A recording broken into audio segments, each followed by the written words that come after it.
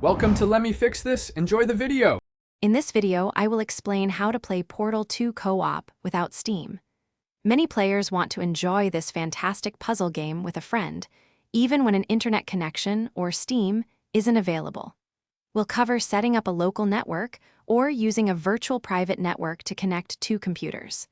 This process involves a few simple steps within the game's developer console, allowing you to bypass the usual online requirements and jump straight into the action. First, decide which computer will host the game.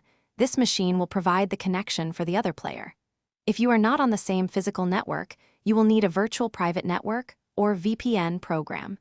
Install a tool such as Radman VPN or Hamachi on both computers.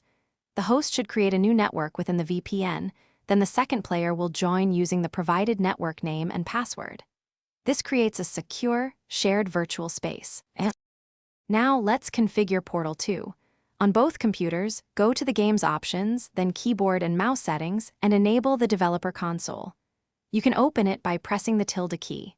On the host machine, type SVLAN1 into the console and hit enter. This prepares the game for a local connection. Next, the host must find their computer's IP address, which is crucial for the client to connect. With the host's IP address in hand, the client can now connect. Open the console on the client computer and type connect, followed by the host's IP address, then press enter. As the client attempts to connect, the host should immediately type map-mpcoup start into their own console. This command loads the first cooperative map, and both players should then enter the game together, ready to solve puzzles. Thanks for watching. If you found this helpful, don't forget to like and subscribe.